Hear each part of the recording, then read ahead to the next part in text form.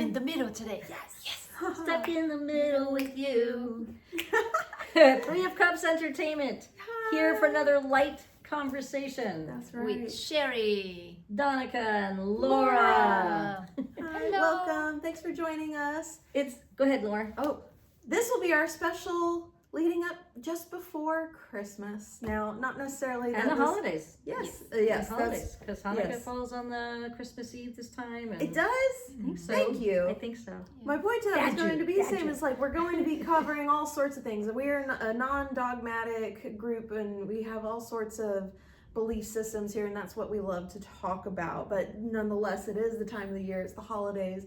So there's a lot of things going on, especially like regarding like how we come in contact with our own families. So that has led us to some interesting topics to talk about today. Yeah, on the way to Laura's house today, we were talking about what is family and what is family? And I said that for me, even though I was born into a family and I'm close with my brother, for the most part, I think my family in terms of people I rely on, people who give me support when I need it, people who come when I need them. I think it's friends and community, and I think it's been that way for quite some time. And I think a lot of people experience that. I think there's a lot of pressure for people to be family oriented at this time and force family fun. Forgive this, it's family. Do this, it's for the family. And sometimes there is physical, no. Right. And I don't think we talk enough about that. I Right. think there's this like hallmark perspective of what it's going to be like when we go home, and I know very few people who experience that. Yeah. Oh, yes. Yeah, and hands down, there is so much tension, stress, and drama during the holidays. I think we talked about that last Thanksgiving, how different it can be. Instead of be that uplifting spiritual experience, it gets into who has more trauma than the others. And then our conversation led to the spiritual family or the soul family, which is a new concept that everybody's using right now, right? But ultimately, we're drawn to people that bring the best of us, and sometimes it's like, that's not my biological family. Correct. And then you started bringing up some really interesting, we're talking about soul family, which is the family that I rely on. Yeah. I mean, you even asked me like, well, what happened if your sons came to you and they needed something over somebody else? And I was like, it's not automatic that because they're my sons, they would get my assistance. Like, are they able-bodied? Are they capable of getting it themselves? Does a community member need my assistance more? There's also this friend of mine called it the energy bank, or the soul bank, which is how much energy has somebody put into your life in order for you to make a withdrawal. Does that make sense? Yes, Right. I love that So metaphor. I thought so too. It was really brilliant. Thank you, Joy. My friend Joy. Multiple joys in our lives. We have a lot of joys. Thank you to the joys in our families. Yeah, and I think so. So my mother, who had zero emotional money in the bank, when she asked for if she came to me and somebody else asked me, I would actually have to look at how much emotional energy was in the bank and what do I want to connect to, and how do I want to give my energy. So it's not automatic for me that because somebody birthed me or raised me that they have my devotion. Not even loyalty, devotion. Oh yeah. I think for me, it's culturally, we first of all, it's like that's the right thing to do. So sometimes even if you're like, I don't feel good in that construct, it's like, well, it's the thing to do, the right thing to do. So my culture is very family oriented. This is the most important thing, even if it's absolutely mess. First of all, you don't talk. First of all, you don't talk about it. Second of all, it's like you can always do better. And third of all, it's family. It's like, oh, then just carry on. So moving here, I was physically separated from my family. So I think that was my first like, oh, wait a minute. And I was forced to find a family figures in that regard that helped me with my kids, my business, my inner storms and so on and so forth. Of course, I still have my family as a connection, but on a physical level, when I have my family here, these are all father figure, mother figure, sister figure, and we all say, oh, this is my sisters, my brothers. We kind of throw it in the spiritual world so lightly, and I'm like, well, no, I understand what it's coming from, but okay. So you're saying that's like the other extreme. For me, I always strive for the balance. Yeah, I like that. That's true. Right. Oh yeah, and with my perspectives on all of this, there's so many times with me working with clients in hypnosis, my specialty is past life regression work. There are so many roles that we have carried from lifetime after lifetime with these beings that are close to us, whether they're blood related or not, but simply they have facilitated other roles and other connections with us. Like one that's particularly resonant with me is that, well, for one, my ex, my son's father, like in other past lives, he murdered me a couple times. Not really great, and we were definitely with that. You can say it's like, oh, we're at odds. But there was a moment where us coming together in this lifetime was actually pre-planned. I actually remember the in-between life phase where we were making agreements coming into this life to, you know, we don't have a perfect connection. I mean, we're not together for that reason, but it is improved upon from the last. And now we had a different dynamic. We're no longer enemies. Now we were lovers. And so there was, how much more capacity could we learn to love one another and accept one another and grow from that experience. And even with parental figures in our lives, like my own mom in this lifetime, she was a child of mine in other lifetimes. And these roles will flip very often. And you can often, when we have the opportunity to reflect on these past lives, it often makes so much sense as to why we have the type of connections we have with our family members or non-blood close related people to us as well. And it shifts. It's just different connections with different agreements. Yeah, and I feel like that's interesting if we took a moment and defined family. I think you just said it, the last few words. It's, how did you say, different connections with different people? Yeah, different connections, different agreements. But what makes a family?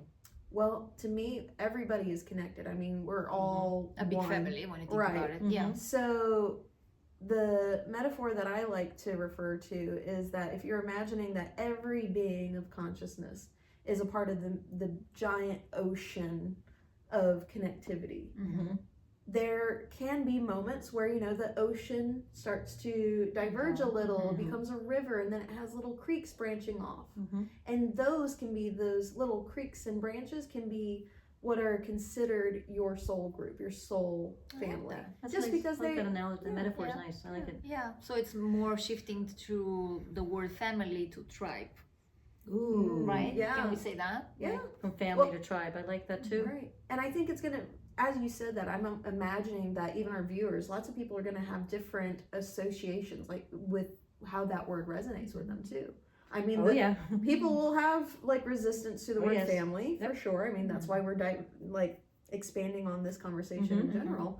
But even tribe, community, support, family, friends, like all of those dynamics end up being a complicated word association game that people will carry for themselves. When I first came out, I was on the board of it's called the Rainbow Community Center. It was a nonprofit LGBTQ plus organization, and they wanted to plan a picnic day as a fundraiser. So they had they were going to call it the RCC Family Picnic Day, and the younger generation asked to remove the word family because so many of them had been rejected, kicked out of their own families. So it doesn't carry this nurturing energy that we always associate with. It's actually rejection. And then we can also take that to those of us who are psychic and intuitive and energetic and empathic. And how many times did your family call you overly sensitive and not take you seriously and didn't honor your creative gifts, your artistic gifts? We could look, it's the same things. And so we look for collectives, maybe that's another word, right? We look for accepting collectives that will support us in our endeavors and help us to build resilience in our own selves. So so I think that even the word family, I want to make sure that before we end today that we talk about tips that people can use in dealing with these situations, from refusing to go, which I'm actually perfectly comfortable Don't doing, be afraid to say no. Exactly. To creating an energetic shield around yourself when you do go. I just think there's some tips that we can give Absolutely. around this. Right. So I just think the forced family fun thing is right. Well, maybe if you're That helps. forced to go and you decide to be obliged, is the word, Sure. Yeah. and go and say, okay, I want to be with my family. We come together so rarely, so let's just don't make a big deal of it. Right. Just go with the understanding that it's not now the time to review everything Right. that you're supposed to talk about. Just make a call another time. Just have Yes.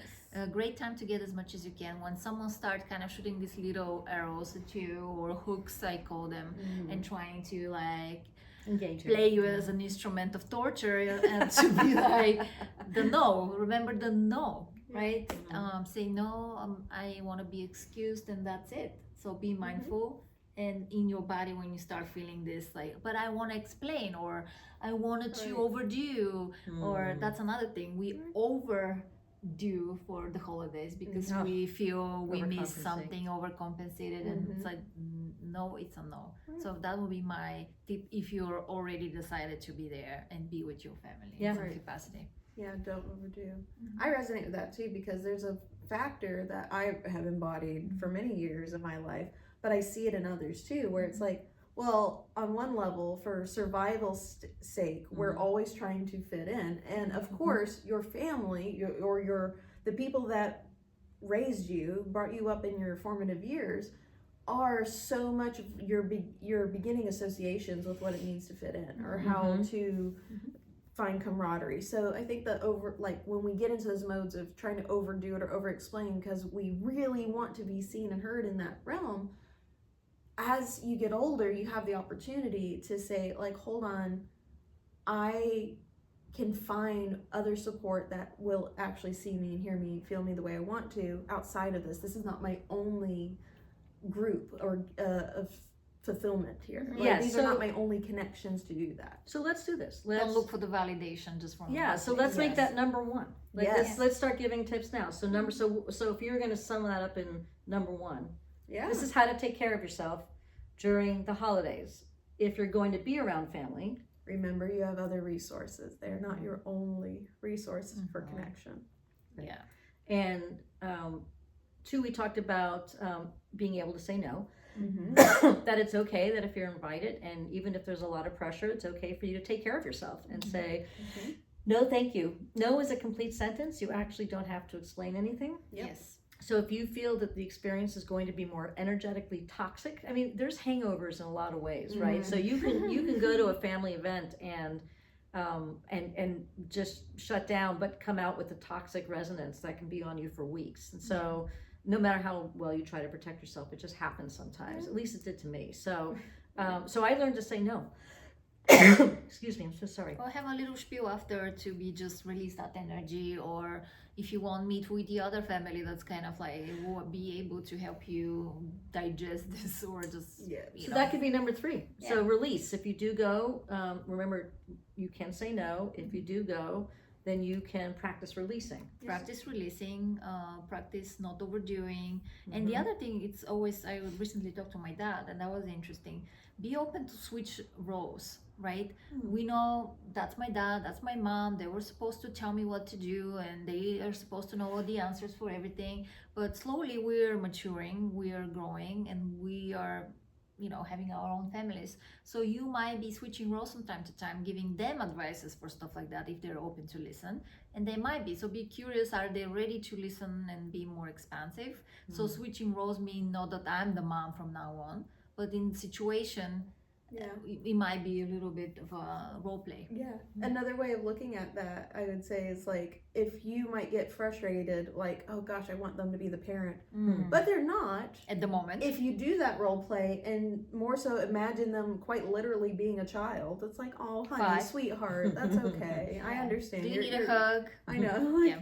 if it might not be what you want, but if you can play with that flipping game, it might help you ease any resistance you have or release what you need to in that Yeah. situation. I think that if we also take what you were saying about soul families, and that we actually come in and our family is with us to give us the exact trauma we need to That's a way of saying Yeah. it, for sure. They do. They give us the exact trauma we need in order to heal. Yeah. Right? So, and then we spend the rest of our lives recovering from So it. can we say the soul family is giving you the right tools to heal it?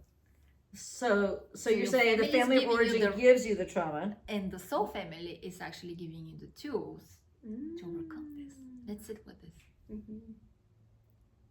Yes? Yeah, I like There's that. parts of that too. Yeah. I also recognize how there's the aspect, again, coming back to the oneness perspective. If they are you Mm-hmm. and they're parts of you I, that you might not be comfortable with, you might Mhm. want to reject or push away, Mhm. but the point is remembering, oh no, they are you, they are me. So So they're showing you something that The needs mirror. to be Yes. addressed. Right. yeah, so how much more of yourself can you accept through the experiences you're shown in tandem with these family members or these community members, any person for that matter? That's true. How can you see? It's like if they're just reflecting me back at myself, what aspect of this do I need to really reconcile? What aspect of this do I need to That's see that I true. haven't been working with? So I think I used to have that attitude when I would go visit my mom. So I was like, because I knew it was going to be dysfunction junction, and so I would go and Optimistic.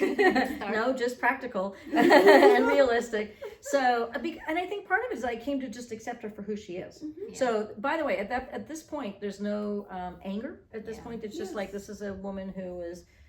And my dad was similar, right? These are very damaged people. I think life was super hard in our parents' generation, harder than it even is now for us. Mhm. And there's a lot of wounding that turned them into narcissists and borderline and et cetera, et cetera. So, once I came to accept that, it made it easier. On the other hand, I would go and I would see it as a mirror, which is what you're suggesting. Like, I get to go see where else I need to heal. Woo! And then, but sometimes it was too much. Yeah. And so I began to, even though I wasn't, years of therapy and not necessarily triggered, it was really not good. Yeah, I think Right. someone said, like, I can be in my mom's presence. Someone said that in, like, 10 minutes. After that, I said that. did you say that? I used to There's say like a like timer, 1 hour. yeah, and then you know it needs to go. So I that's used a to very good, like, even if you need a clock to remind you, Yep. my alarm is on, okay, my body's like, whoop, okay, I need to go. Yeah. And I have an Yeah, I appointment. gave myself 1 hour, and anything after 1 hour, I would come out like somebody'd sucked the life out of me.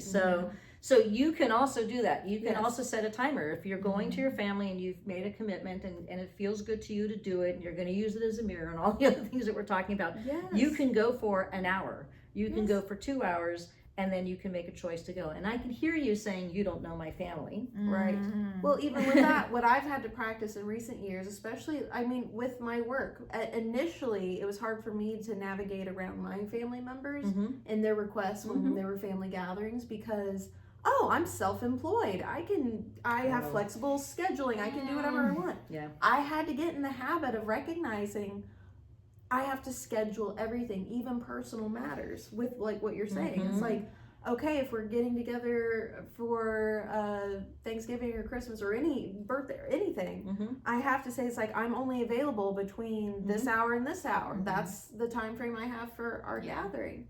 And whether or not it is explicit as to why that is, I'm just upfront about like this is the time I'm available My for. time frame. Not having to over elaborate or over explain because honestly, it's like every human being, you don't have to justify what you need to do to take care of yourself. Yeah, Yeah. and I think I like that. taking care of yourself is really the key. It's Mhm. really managing.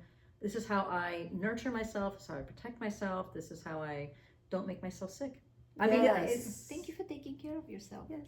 oh Yeah. yeah. Thank you for taking care of Thank you for yourself. Thank you for taking care of Yeah. yourself. Yeah. This is a beautiful thing. So Yeah. I'm very grateful. My good friend Maiko, who's a tantra and boundary facilitator in so many ways, he has introduced that phrase to the community Mhm. around here. And I mean, it's a practice in broader spectrums too. So if you're into the tantra practices and you've heard that before, you know what's up. Yeah, but you can use it for everything. Everything. Everything. We went to one of Micah's workshops because Laura was facilitating. Yeah, and she was It's helping amazing. to She was assist. amazing. She was We amazing. wanted to support her, and we also wanted to experience it. And I think that was one of the big takeaways. And I'm very comfortable with no, but I love the idea of when somebody says no to you, To honor it. to honor it and say, hey, Yeah. thank you for taking care of yourself. And frankly, let's be honest, when people say no, I usually feel safer, Yeah. right? So if somebody's like, oh, they're being honest, and I can trust them, That's Yes. true. right? So more trust is built. Now, again, you may not have that in your family, Yeah. and that's okay too. I'm a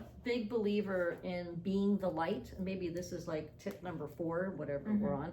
I think that when you begin to set the example of being the one who politely checks out, being the one who's boundary, being the one who says no, being the one who says, I don't eat that, I've told you a million times I'm vegan. If that's, there, right? There's a lot of different ways you can be isolated by your family. I think that when you are the one who shows up that way and makes a conscious effort to do what's right for you, you will establish being the light for other people who want that as an example. Yes. Right? Because I think what happens now is everybody just goes along. Right? Yeah. Well, I'm going because I'm they're supposed like to. who they are, right? Yeah. She Right. always does that. Yeah. She always does the pumpkin pie. We need to eat it. I hate pumpkin. It doesn't matter. It's exactly She's right. doing it. Exactly. But I wanted to introduce something else. We come with the assumption that we are the light and we are like the mature ones and kind of work with our wounds and stuff like that. But what if we on the other side? What if we are the family giving a hard time to a family member? Do we even realize that?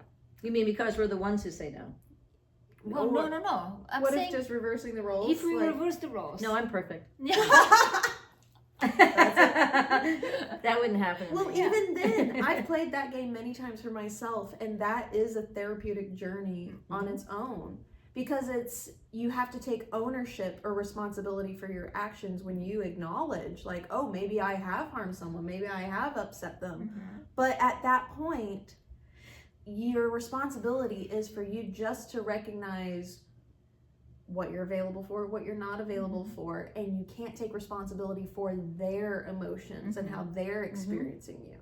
Yeah. So if you want to sustain a healthy dynamic, it does boil down, I would say, about being open to communicate about these challenging things. When someone feels something or is like, hey, I experienced this, I felt this way, and sometimes people don't have the awareness to say, it's like, they'll either say, you made me feel this way, which is not the truth. Right. You cannot make anybody feel any certain way. We can experience these feelings in tandem with an experience with a person, but in a safe relationship, you learn how to navigate that. You learn how to communicate about that so that it gets easier and easier to make it safer to open up about these things. Yeah. So that's another challenging part that might come up with like family exchanges, like whether or not you were the quote unquote bad guy or not in any equation. All you can do is take ownership of your experience. Right. You might be able to share about your experience with others in hopes that that might create resolution and harmony. But all in all, that's all we can do is open up the gates for clear communication. Yes, for the discussion. It's like, okay, Well, let's sit down and have this. Somebody has to be able, but you can open the gate if somebody's not walking through it. That's true. Yeah, and that's what you can't take ownership of. Exactly. You can only Yeah. take ownership of what you're willing to do and to navigate around that. But if they're not open to it, Yeah. And Love what you. you're saying, I mean, Bye. it is possible that you will be the irritant if you're the one who is. Yep. Right? Like you might be doing what's right for you, but in so doing, upsetting the entire family apple cart. So, yeah. And it's upsetting because sometimes they see that's a lighter, cheerful, joyful living, for example, but they're not ready to step into that. Correct. So you're like a constant reminder that things can be different, and you're just like, woo, and they're like, oh my goodness, can she stop with this? So it might be nothing bad you're doing, but it's just triggering something in the other. So we notice that. So just be okay. Why I'm triggering you with my question or with my cheerfulness or my clothes or my job? So be that part, right? yeah, I mean, you can do your best. I think that's the thing. A lot of people, when they're being triggered, they're in a reactive state, not a responsive state, though.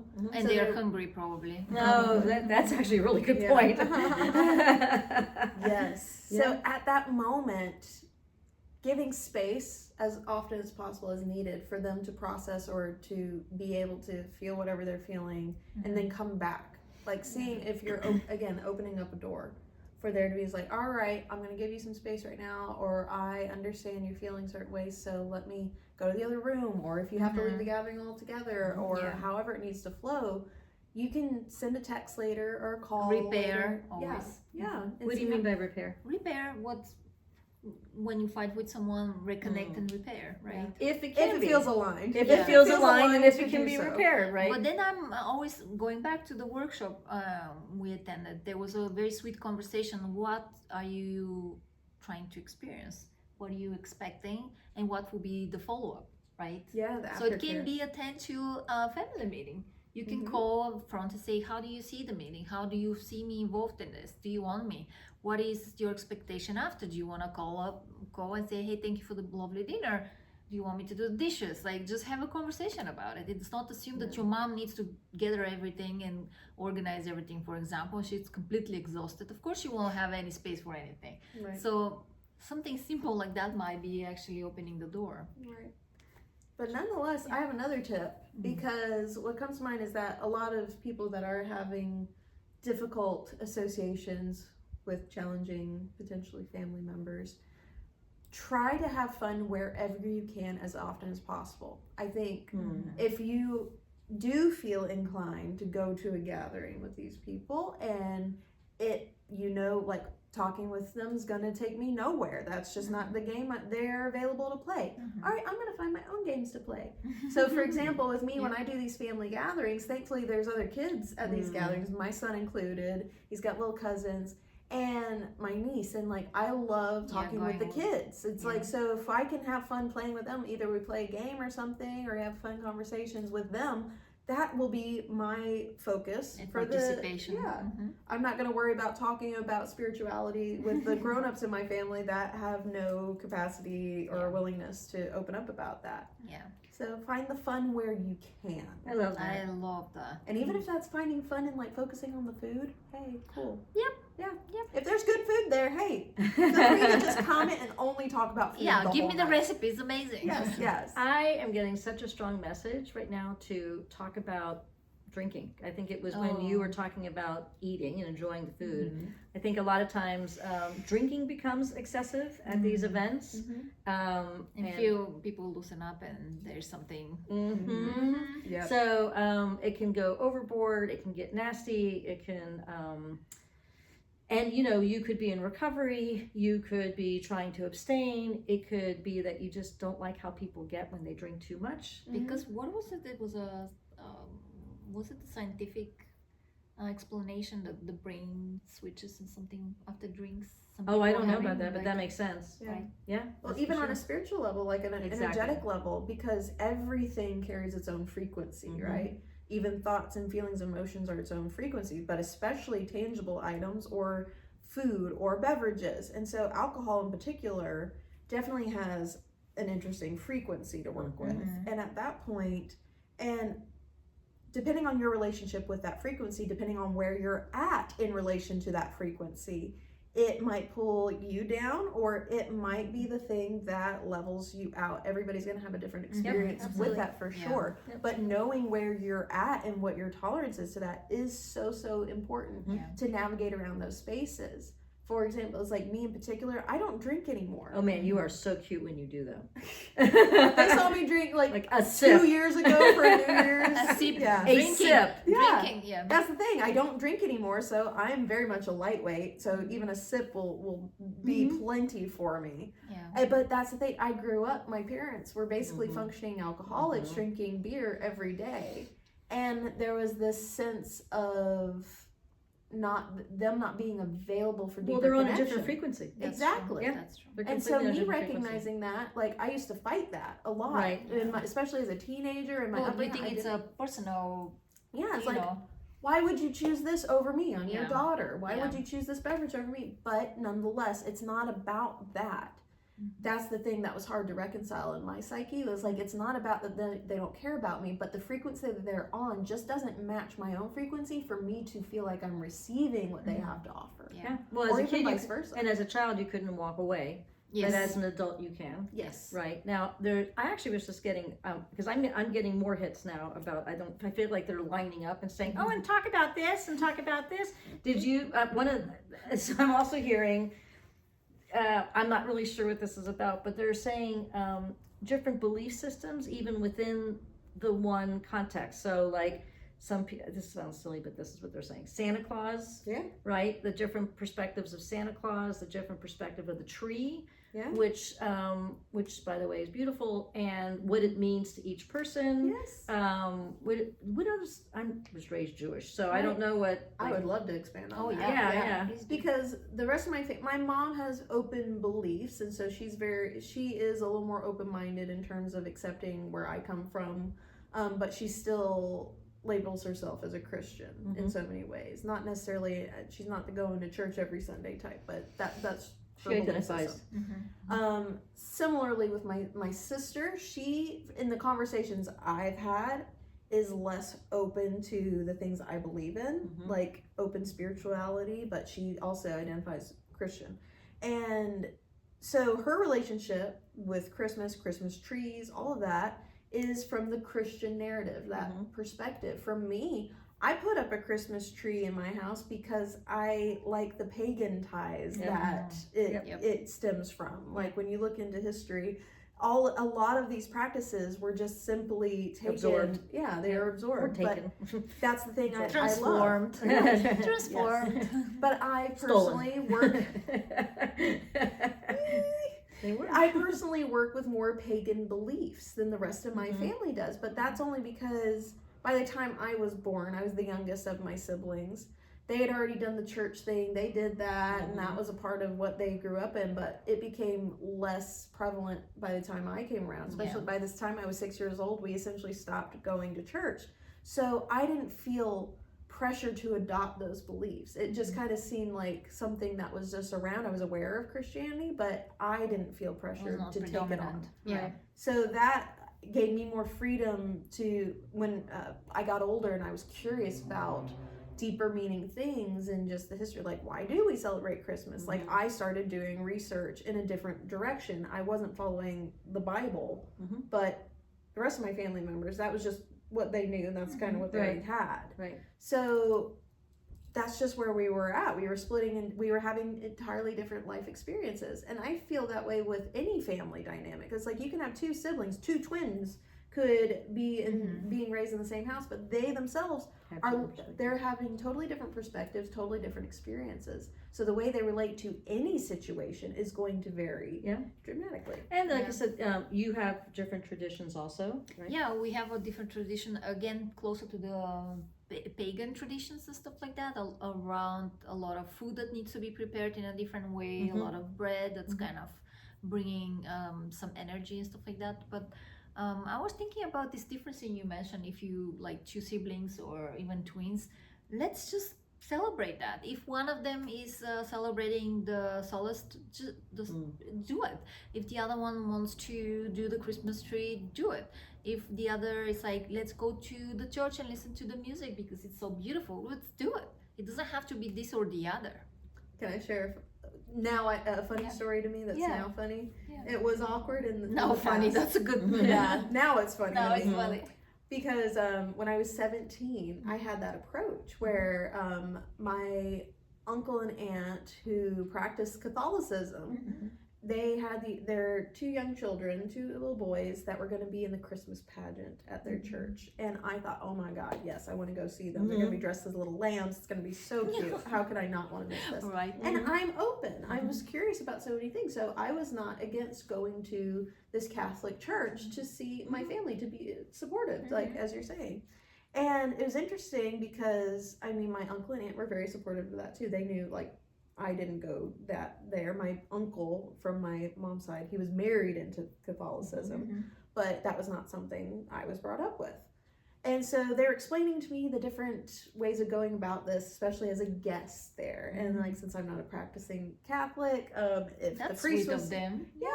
They told me, it's like, okay, well, the priest is, if you want to get blessed by the priest, you can go up, and then everybody's doing their line. They're going to get, like, the cracker or whatever, you're now blessed. And they do a little bow. And so they were saying, like, I can do this. I won't get a cracker, but if I cross my arms and bow, then I'll be blessed. Like, okay, this sounds cool. I'm 17, though. I'm spacey. I'm just there to have a good time. I go up in line, and I kind of blank as to what I was supposed to do once I was in front of him. And so the priest was like, what are you doing? And I'm like, I don't know, just innocently. And he's like, go. Oh, And the no. look of just like, now you are Aw. damned was like, oh, I felt that. Oh gosh, I'm a Oh, heathen no. now. Oh, ooh, okay. That was not nice. So that's an interesting thing that I feel like some people, as to why a lot of people might not be open to being open to other Yeah. people's experiences for fear of being shamed Mhm. or pushed down or rejected. Or for that- shamed. And, yeah. yeah. So Yeah. so I've experienced not necessarily an abundance of openness from Mhm. certain family members of mine. And that is the thing that it's like, okay, what aspect of their experience and their beliefs are making them think that like them being open to mine would be detrimental to them? Mm-hmm. Again, I can't take ownership of that. I Yeah. can't Mhm. change why they feel the way they feel about these certain things. But that is something to keep in mind, I would say, if you're dealing with these challenging things or wanting that best situation Yeah. of support. But if you're not finding it, trying to see, it's like, okay, this just might be pushing some of their, Limits. comfort. Yes, Yeah. yes, their limits, and that's And do gonna we be really what's want to gonna be. match other people's Yeah. limitations? No, Okay. no. I mean, well, if it's automatic or it's ingrained in us, then we don't think about it. But I think learn to trust yourself and trust what you're feeling. And if you're not feeling it, it doesn't make you bad. It doesn't make you good. It doesn't make you better. Yeah, It just that's makes true. you you. Yeah. And that's it. I mean, it's interesting. In some ways, I have a big disconnect because I was raised Jewish, and so Hanukkah, frankly, is sort of a made-up holiday to keep up with the non-Jewish world, so that our kids get gifts. Sells and- well. I mean, it's everywhere. It does, right? It did, and the story is interesting for sure around Hanukkah, but it's definitely not a strictly religious holiday. It's really just been created to keep up. And that wasn't created to Well, keep up, but Christmas it's was become. created too. All the Yes, Absolutely. Father Christmas and all the things. It's absolutely branding. So. Do you know Yeah. that Christmas was actually banned in the early few centuries of the United States? No. Yeah, because it was actually looked at as more like this rowdy, hedonistic celebration. Isn't that interesting? Yeah, Who banned it? Christians, Ah. like in the formative years of the United States. So look into that if you haven't. When did they unban it? In only the late, or I think it was the 1800s. I wonder what would happen if they banned it again. No, there's too much money in it. That's Yeah, why Yeah, but that's what I'm the, saying. the What is economy will crush. Yeah. Do you know how much money are made during Christmas time? Yeah. That'll be And that's interesting the to see thing. the data. Now But we're that's hooked. the part, the capitalism behind it is what Yeah. gave it more fodder to be successful. Yeah. when And it that's was- what hooks everybody. yeah, but that wasn't even a part of it. course not. Like before that, it Right. wasn't gift giving, and I mean, there's parts to that, but not in the way that we do it now. Yeah. Like it's not that big of, it wasn't that big of a deal. Well, it's like something that just perpetuates and keeps building momentum, and before you know it, people are like, how did we get here? Yep. Yep. How did we get here? Yay. And why am I here? And so I think at a time when paradigms are shifting and falling apart and being reimagined and being reconsidered and being questioned, I think that conversations like this are important. Mhm. And that's why us saying to you, you don't have to go if it doesn't feel right. You can celebrate gatherings at any time, not gatherings at any time, just as long as you're taking care of yourself. That's, I think, the most important thing. Yes. And to not try to prevent doing things out of obligation. Mhm. And I know I can definitely hear people saying, you don't know what it's like. And of course, I come from a Jewish Holocaust family. I know what guilt and obligation's like. But I also think that accepting guilt is a choice. Yeah, I Mhm. like that. My parents taught me that. Like, if someone is trying to guilt you, it Well, doesn't the matter whole if religion is around guilt. Well, not Judaism per se, but Yeah. I think when you're raised, I would say that leans more in the Christian tradition, where you're actually original sin, born Yeah. bad. Yes. Right, yes. Judaism doesn't have a born bad. Actually, no religion has a born bad thing except for Christianity. So And it's very. Catholicism specifically. Well, I was going to say, yeah, that the only way to go. I mean, for years I had people telling me that they were sorry I was Jewish because I was going to go to hell because I didn't accept Christ. So, as someone who channels Jesus, I know that's not true. Yeah. So, Yes. so it's I love to be able to say that to this crowd. So anyways, yeah, that's just something to I think that as the paradigms change, allow yourself to question why you show up at somebody's house and why you are buying the gift And what and why- you're bringing. and when what do you come. bring. What do Yeah. you mean by that? be the light, what Sherry said. Yeah. If you go there, bring the light with you. Not like, oh my goodness, I need to be like, Mm-hmm. just being like, okay, I know Be what I'm. authentically you. Yeah, I'll be here for 15 minutes, like Laura said. You have the Exactly. time frame, but Right. I'll just be the light, and then I'm up. Oh, yeah, get pizza and go home. Yeah. Yeah. So share with us your traditions, or what are you going to do this holiday season To take care of yourself. To take care of yourself. Yeah, if and- you have any tips to share with us or with the community about how they might, how others might be able to help take care of themselves further, we'd love to hear it. Yeah, Remember to subscribe. The more we can build our channel, the better. we're figuring out where to put this little icon. I spent an Left hour and yesterday. right, so we are going there slowly. It might be, an interesting That journey. stupid subscribe thing, the Yes. sign was Hit just the make, thing. We're Making me- psychics. We're not necessarily technologically literate. you're a Yeah, YouTube we're working on expert, it. call me. Yeah. Yes, Yeah. we're working on this. We're working. Follow us on Instagram, Facebook, join our Psychic Social Club Facebook group, share your events or your questions in the group. It's a private one, so everybody's sharing whatever they feel like it. There's a lot of events coming in. I think Laura is having one on Yes. 28th. Yes, December 28th at Roots to Crown in St. Pete, Florida. I will be hosting a past life regression workshop. Oh, cool. And this will be an experiential workshop, so people will get to learn about hypnosis, how it can help facilitate your own growth, your own healing, and allow you to recall your own past lives. And I will be guiding the group through guided hypnosis bit so that everybody will have the opportunity to regress in the workshop itself. Very nice. All right. And in Find 20, more details on her. yeah, where did they go? Oh yeah, on my Instagram, I post it. Are you posting it on the? Laura. I'm advertising it Okay. on my Laura Hypnosis. You put it on Instagram. 3 of Cups too, though, right? It's in 12 Yes. cups as well. Okay. And just follow along. Sherry? I was just gonna say, Tea and Transformation will be coming up in 2025. I'm looking forward to that. I'll be sponsoring. It's trademarked, so don't. Guess who's my branding person? Mhm. Tea and Transformation. I'll send that out, but we'll probably launch it in January. And I've picked a really beautiful tea shop for it, and we'll just gather once a month or twice a month to just have these kinds of conversations in community over tea. And I'm looking forward to that as well. Yeah. And we'll keep bringing different conversation. If you have any topics that you're like, oh, I wonder what they think about that, Mhm. share with us. We're very open to discuss a lot of stuff. If you want to be a guest on our show, please reach out, or during the Psychic Social Clubs, to be determined when and where will be the next one We'll know soon. for January. Just let us know. Yeah. Just open communication. Yay! Yeah. So this is it. Happy Yes. holidays. Happy, Yes, happy happy holidays. holidays. Actually, I want to say authentic holidays. Happy authentic. Happy Holidays. authentic holidays. Yay. Yes, may you enjoy taking care of yourself this holiday season. Yes. Okay, now I can't get out of this. You need to this- push me. Okay. Yeah. Push Laura. Wait, I'm here.